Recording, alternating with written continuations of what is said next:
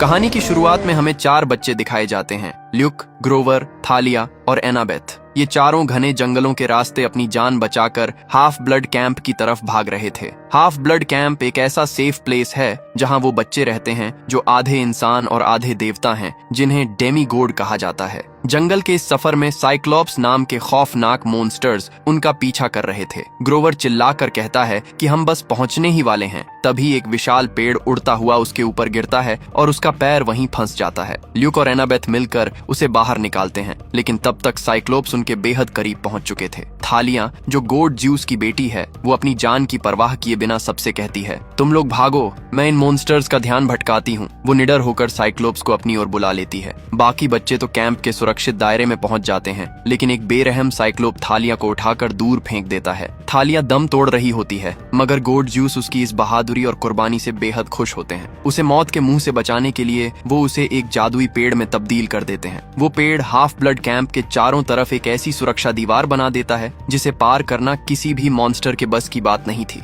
बरसों बाद अब हम पर्सी जैक्सन को देखते हैं, जो समुद्र के देवता पोसाइडन का बेटा है। आज कैंप में एक मुकाबला चल रहा था, जहां एक ऊंचे घूमते हुए टावर पर चढ़कर रिंग हासिल करनी थी। पर्सी और क्लेरिस दोनों ही टावर फतह करने की होड़ में थे। क्लेरिस उसे नीचे गिराने के लिए चालाकी से एक डंडे को धक्का देती है, लेकिन पर्सी फुर्ती से बचकर ऊपर चढ़ जाता है। तभी अचानक एक लड़के का पैर रस्सी की सीढ़ी में उलझ जाता है और वो मदद के लिए चीखने लगता है। पर्सी जीत की परवाह किए बिना उसे बचाने के लिए नीचे कूद जाता है। पर्सी उस लड़के को तो बचा लेता है, लेकिन खुद मुकाबला हार जाता है। क्लेरिस अपनी जीत का जश्न मनाती है और पर्सी को नीचा दिखाने की कोशिश करती है, पर एनाबेथ उसे टोकते हुए कहती है, पर्सी हारा नहीं है, वो किसी की जान बचाने के लिए पीछे हटा है। वहीं कैंप के इंचार्ज मिस्टर डी यानी गोड डायोनिसस आते हैं और पर्सी को मैदान साफ करने का काम सौंप देते हैं। बाद में पर्सी एक झील के किनारे उदास बैठा होता है। जैसे ही वो पानी को छूता है, उसके हाथ की चोट खुद ब खुद ठीक हो जाती है, क्योंकि वो पोसाइडन का बेटा है और पानी उसकी रगों में बसता है। वो मायूसी में अपने पिता को पुकारता है, आप मुझसे बात क्यों नहीं करते? क्या मैं आपके लायक नहीं हूँ? उसे कोई जवाब नहीं मिलता, लेकिन उसके पिता खामोशी से उसकी तड़प सुन रहे थे।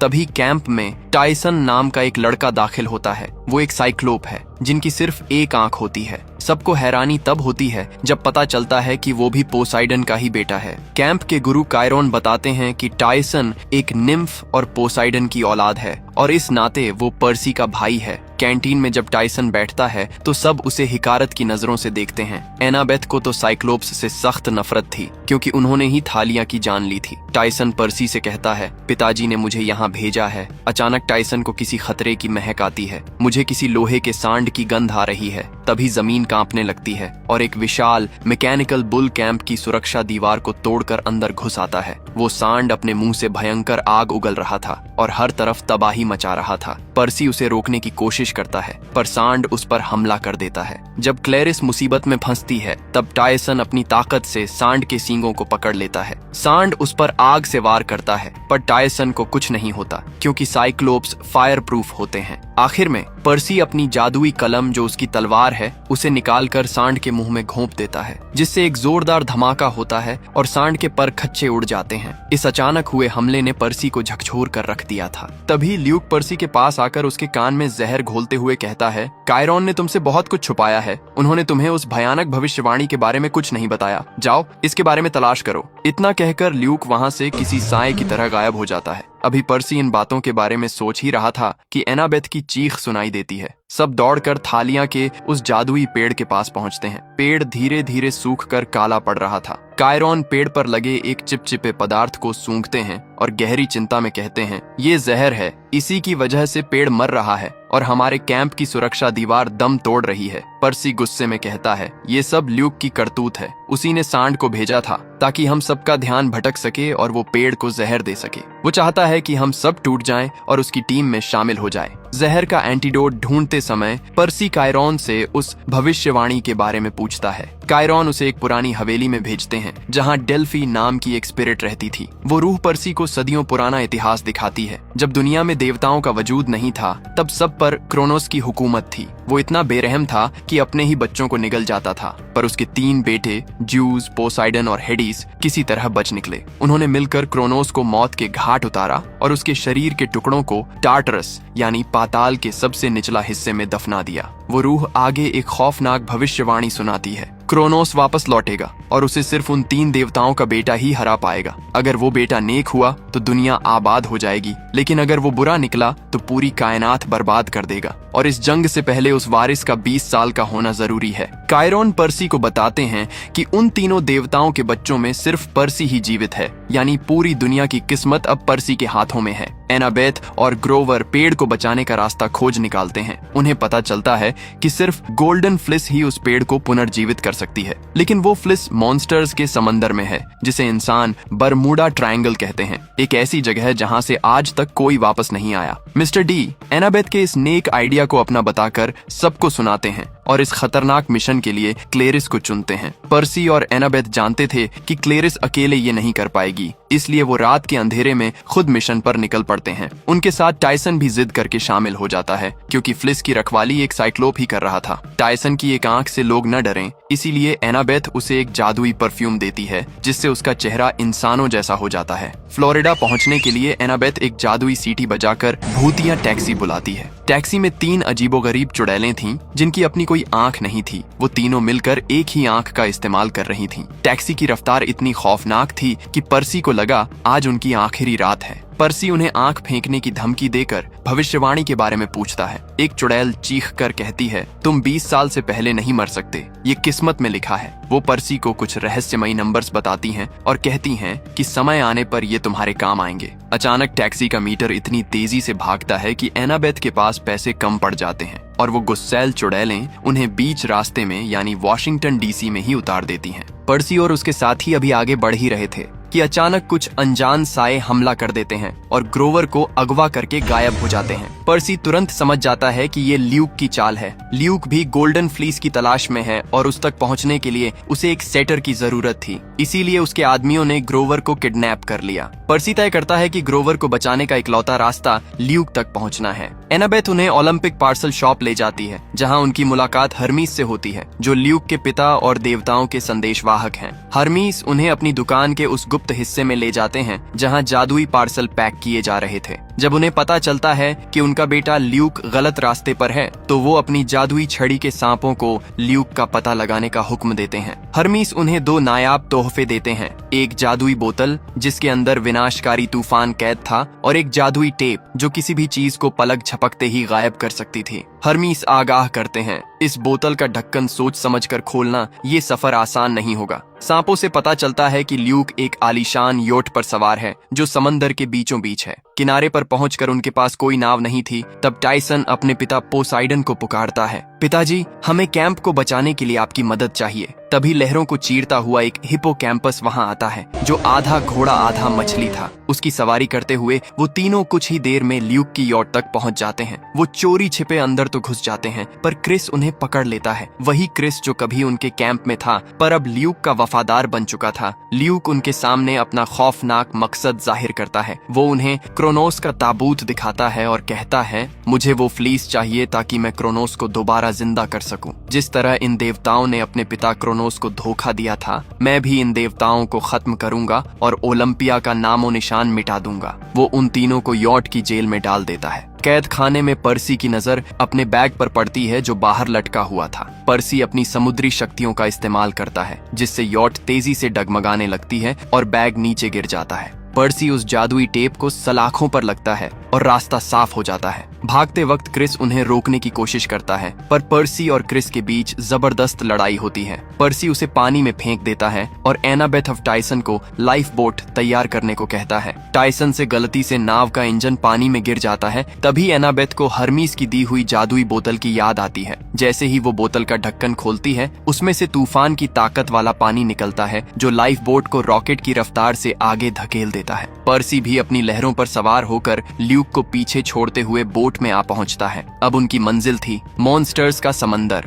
सफर के दौरान टाइसन का जादुई परफ्यूम खत्म हो जाता है। और उसकी असलियत फिर से सामने आ जाती है। एनाबेथ अब भी टायसन पर शक करती है और पर्सी से कहती है, पर्सी, अगर तुम्हारी जगह मैं होती तो शायद कभी एक साइक्लोप पर भरोसा नहीं करती। पर्सी खामोश रहता है क्योंकि उसे पता था कि इस खतरनाक समंदर में टायसन ही उनका सबसे बड़ा सहारा है। पर्सी टायसन का बचाव करते हुए कहता है, वो इतना भी बुरा नहीं है एनाबेथ। मुझे समझ नहीं आता कि तुम्हें साइक्लोप्स से इतनी नफरत क्यों है। एनाबेथ की आंखों में पुराना दर्द छलक आता है। वो बताती है, पर्सी, तुम वो नहीं जानते जो मैंने झेला है। बचपन में जब मैं और थालिया कैंप की तरफ आ रहे थे तब साइक्लोप्स ने ही हम पर हमला किया था। हमें बचाने की खातिर थालिया ने अपनी जान कुर्बान कर दी और वो उस पेड़ में तब्दील हो गई। मेरे लिए वो सिर्फ एक मॉन्स्टर नहीं, मेरी दोस्त का कातिल है। ये सुनकर पर्सी खामोश हो जाता है। उसे एहसास होता है कि एनाबेथ का गुस्सा जायज है। तभी वो बरमूडा ट्रायंगल यानी मॉन्स्टर्स के समंदर के बीचों बीच पहुंच जाते हैं। अचानक जादुई बोतल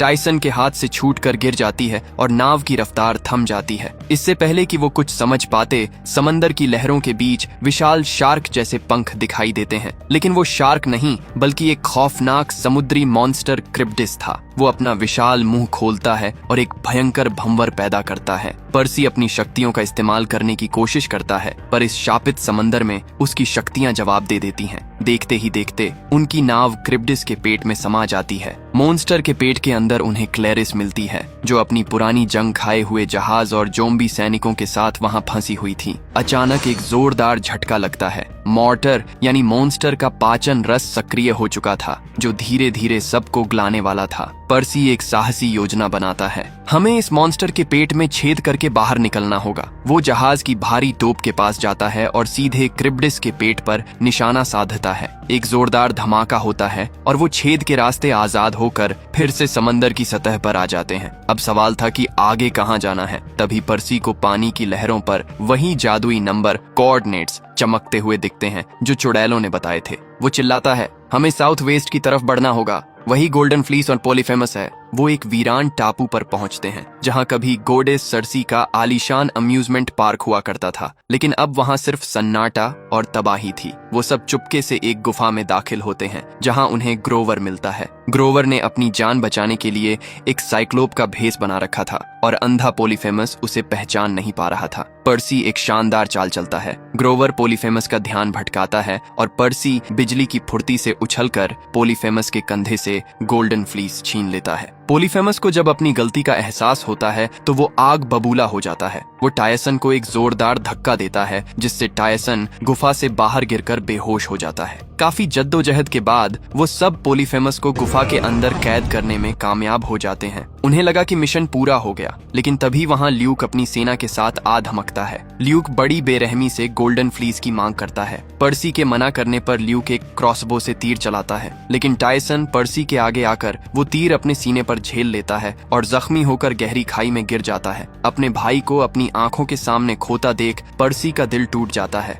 ल्यूक उन सबको पकड़कर एक रोलर कोस्टर के खंभे से बांध देता है। हताश होकर पर्सी कहता है, शायद भविष्यवाणी सच हो रही है, मेरी वजह से सब बर्बाद हो गया। लेकिन एनाबेथ उसका हौसला बढ़ाते हुए कहती है, पर्सी, तुम अपनी किस्मत खुद लिखोगे, तुम हमारे लीडर हो, उठो और लड़ो। जैसे ही ल्यूक क्रोनोस को जिंदा करने के लिए उसके ताबूत पर फ्लीस रखता है, पर्सी के अंदर एक नई ताकत जागती है। वो चालाकी से अपनी जादुई तलवार निकालता है और सबकी रस्सियां काट देता है। अब बारी थी आखिरी मुकाबले की। जैसे ही ताबूत पर गोल्डन फ्लीस रखी जाती है, वो तेज रोशनी से जगमगाने लगता है। ल्यूक और पर्सी के बीच तलवारों की जंग छिड़ जाती है। पर्सी फ्लीस को हटाने की कोशिश करता है, लेकिन ल्यूक की ताकत उस पर भारी पड़ रही थी। तभी एक करिश्मा होता है। टायसन वापस आ जाता है। जिसे सब मरा हुआ समझ रहे थे, वो पानी की शक्तियों की वजह से फिर से ठीक हो गया था। पर्सी अपने भाई को जिंदा देख खुशी से उसे गले लगा लेता है, लेकिन तभी एक जोरदार धमाका होता है और सदियों से कैद क्रोनोस आजाद हो जाता है।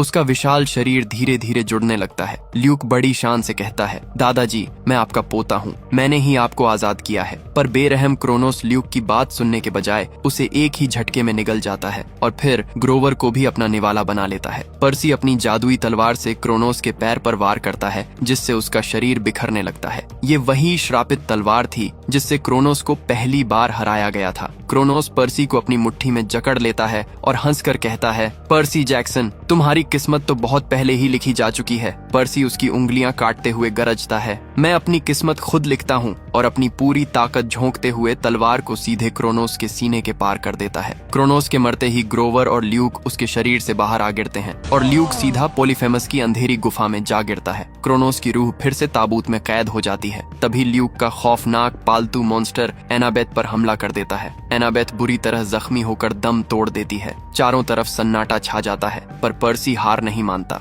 वो गोल्डन फ्लीस को एनाबेथ के शरीर पर रखता है। फ्लीस चमकती है और एनाबेथ की सांसें वापस लौट आती हैं। मौत को मात देकर एनाबेथ फिर से जी उठती है। पर्सी अपनी दरियादिली दिखाते हुए क्लैरिस से कहता है, ये तुम्हारा मिशन था, इसलिए ये फ्लीस तुम ही कैंप लेकर जाओगी। हाफ ब्लड कैंप में क्लैरिस जैसे ही फ्लीस को थालिया के सूखे पेड़ पर रखती है, एक करिश्मा होता है। मुरझाए हुए पत्ते फिर से हरे हो जाते हैं और कैंप की सुरक्षा दीवार पहले से भी ज्यादा मजबूत हो जाती है। पूरे कैंप में खुशियों की लहर दौड़ जाती है। पर्सी सुकून की सांस लेता है कि भविष्यवाणी खत्म हो गई, लेकिन कायरॉन उसे आगाह करते हैं, पर्सी, तुम 3 बड़े देवताओं की इकलौती औलाद हो। तुम्हारे 20वें जन्मदिन तक अभी बहुत कुछ होना बाकी है। अगली सुबह एनाबेथ सबको पेड़ के पास बुलाती है। फ्लीस की ताकत इतनी ज्यादा थी कि उसने न सिर्फ पेड़ को ठीक किया, बल्कि पेड़ के अंदर कैद थालियां को भी फिर से इंसान बना दिया। थालियां को जिंदा देखकर सब हैरान रह जाते हैं। अब पर्सी को समझ आता है कि शायद वो भविष्यवाणी उसके लिए नहीं, बल्कि थालियां के लिए थी। इस कहानी ने हमें सिखाया